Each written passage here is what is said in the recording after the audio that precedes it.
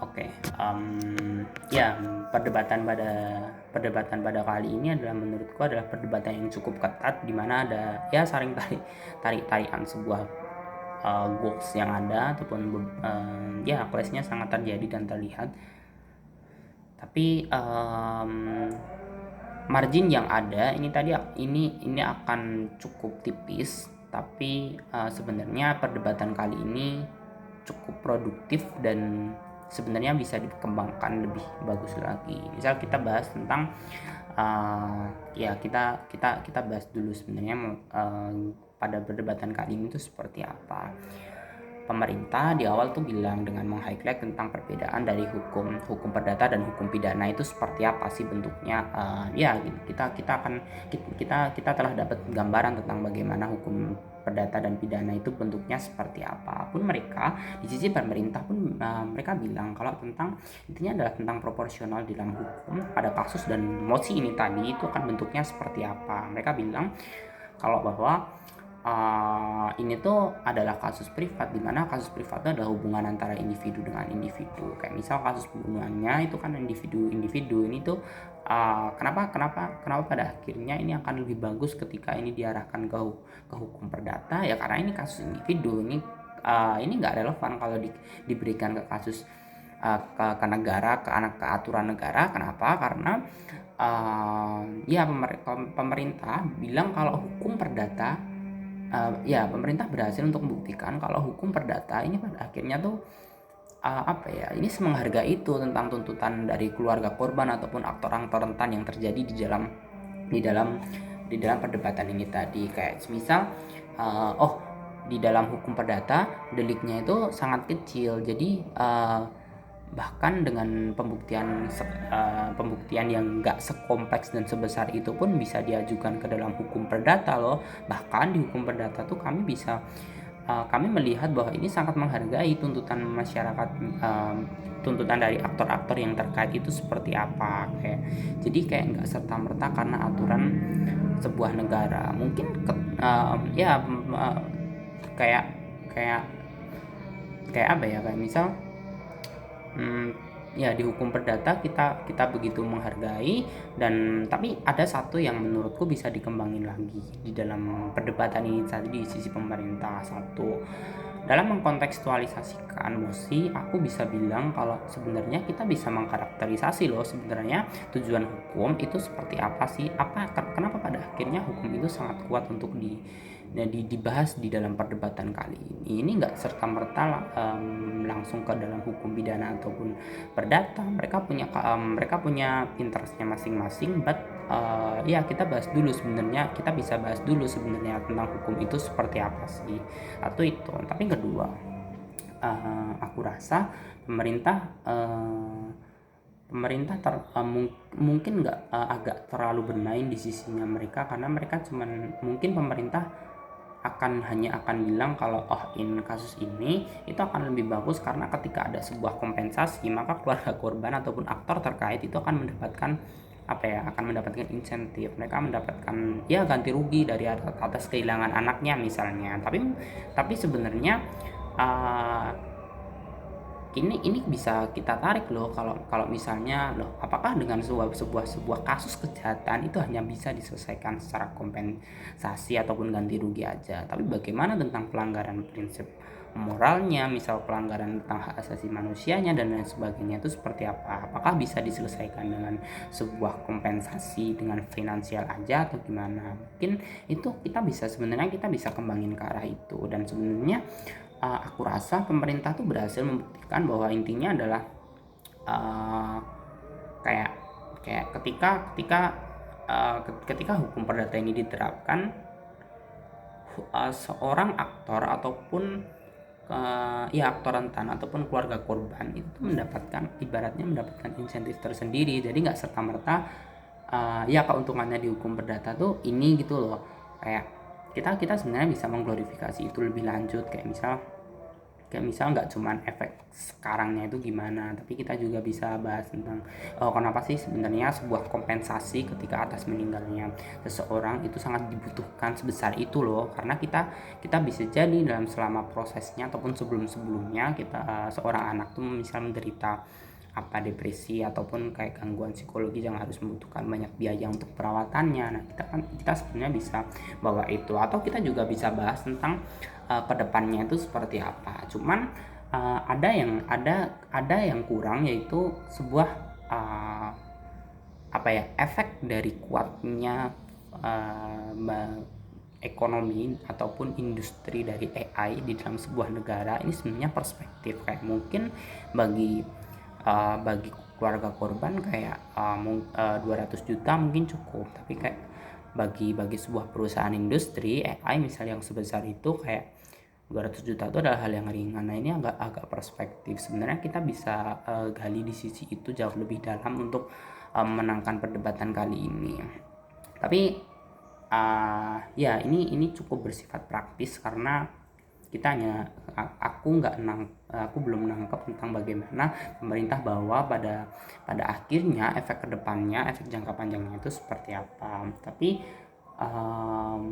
oposisi datang dengan menjawab kalau sebenarnya ini tuh dalam kasus ini itu nggak serta merta dalam pembahasan apa ya, nggak serta merta ini tuh salah ChatGPT gitu loh. Bisa jadi ini tuh karena lingkungannya, bisa jadi karena faktor orang tuanya ataupun gangguan-gangguan lain. Jadi kayak ya oposisi menjelaskan tentang hukum pidana itu sebenarnya lebih kompleks gitu loh, karena pembuktian deliknya juga lebih besar. Jadi kayak ya pembuktiannya harus akan jauh lebih panjang dan rumit lagi. Tapi sebenarnya oposisi pun bisa membuktikan tentang sebenarnya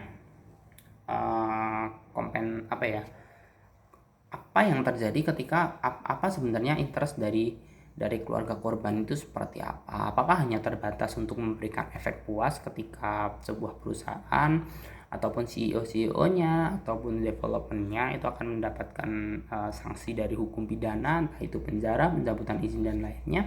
Apakah itu akan menjadi sebenarnya apakah itu menjadi tujuan dari keluarga korban pada akhirnya menuntut kasus ini ke ranah hukum atau enggak? Sebenarnya itu kita bisa dikembangin, apalagi kayak um, ada satu yang nggak ditarik dalam perdebatan ini tadi. Itu sebenarnya ada yang saling bisa dijawab tapi nggak saling menjawab, dan kayak misal ya udah gitu loh.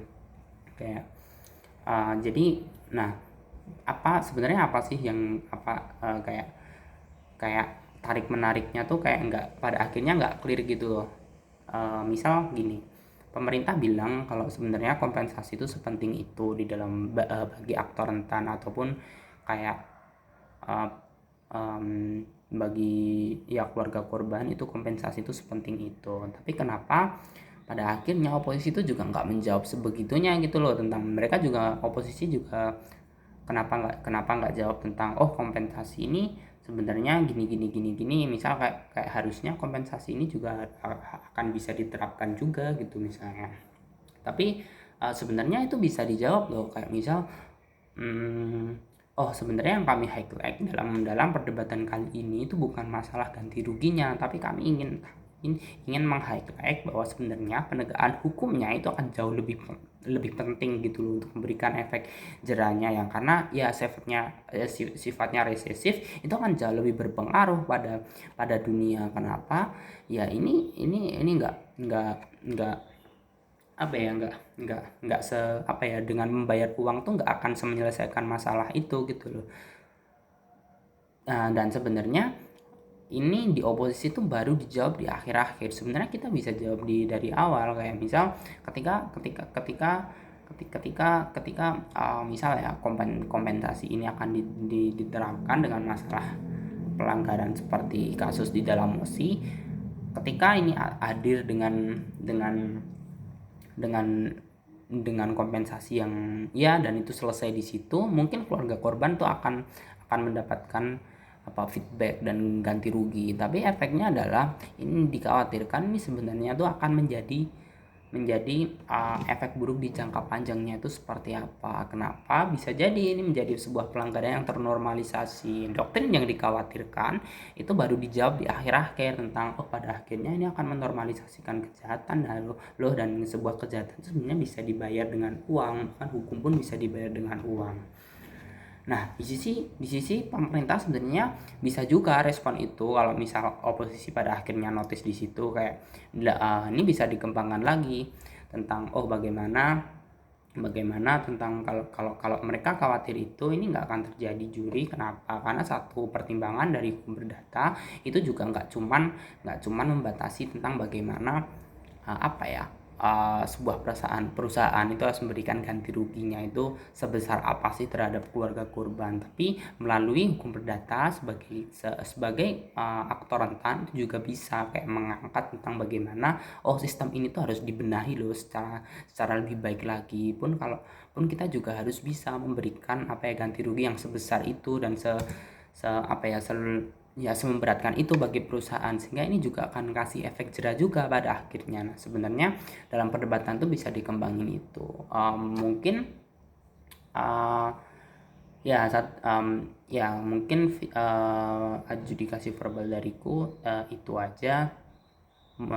Ya tadi satu, kita bisa sebenarnya karakterisasi lebih jauh tentang konteks dalam mosi itu apa, kayak misal ya hukum tuh memiliki interest apa dan aktor-aktor yang terkait itu sebenarnya fungsinya apa dan seperti apa. Jadi nggak cuman tarik menarik antara aktor rentan itu butuh kompensasi biar dapat sesuatu insentif, atau kayak kita tuh harus ngasih efek jerah loh ke aktor-aktor terkait tentang kejahatan yang terjadi. Pun kita juga harus cari tahu sebenarnya permasalahannya itu di mana, karena ya AI itu sangat kompleks dan digunakan oleh banyak orang itu. Tapi kedua, kita bisa bahas tentang efek jangka panjangnya itu seperti apa. Jujur secara praktis pemerintah lebih bisa menghargai dan membuktikan tentang bagaimana hukum perdata ini akan menghargai tuntutan dari keluarga ataupun aktor rentan yang terjadi. Tapi aku rasa oposisi juga berhasil membuktikan bahwa dalam hukum pidana ini akan justru memperbaiki kondisi yang ada sebuah tekanan di mana pada akhirnya sebuah perusahaan AI ini akan lebih jauh menghindari adanya sanksi hukum karena adanya kasus ini, dan berhati-hati dalam membuat model sistem hukumnya itu seperti apa. dan uh, dan ya efek kedepannya itu jauh lebih jelas tergambarkan di sisi oposisi. Maka perdebatan kali ini adalah perdebatan yang menurutku sangat produktif dan menarik, dan ini terjadi margin yang cukup tipis dan ketat, dan aku kasih kemenangan di sisi oposisi karena atas dua dasar. Satu, lebih menggambarkan tentang bagaimana kondisi status quo-nya itu seperti apa. Sebenarnya di sisi pemerintah juga tergambarkan, tapi ini jauh lebih tergambarkan di sisi oposisi, dan pembahasannya itu lebih luas dan lebih kompleks. Jadi nggak cuma membahas tentang finansial dan kompensasi aja atau apa yang dibutuhin dari keluarga korban, tapi kedua, aku lebih nangkep efek jangka panjang dalam komparasinya itu itu ternyata lebih berhasil dibuktikan di sisi oposisi tentang efek kedepannya itu seperti apa, dan manfaat dari hukum pidana ketika ini diterapkan itu seperti apa. Untuk skor individu dari tim government, untuk pembicara pertama aku kasih 73, untuk pembicara kedua aku kasih 75, untuk pembicara ketiga aku kasih 74, dan untuk reply aku kasih 36. Untuk oposisi, untuk pembicara pertama aku kasih skor 74, pembicara kedua aku kasih 75, pembicara ketiga aku kasih 75 juga, dan untuk reply aku kasih 36. So sekali lagi congratulations buat oposisi. Perdebatan kali ini adalah perdebatan yang cukup menarik dengan margin yang cukup tipis. Perdebatannya produktif dan sangat ya sangat sangat enak untuk didengar dan diperhatikan. So sekali lagi aku ucapin selamat bagi tim oposisi. Terima kasih. Ya gitu aja.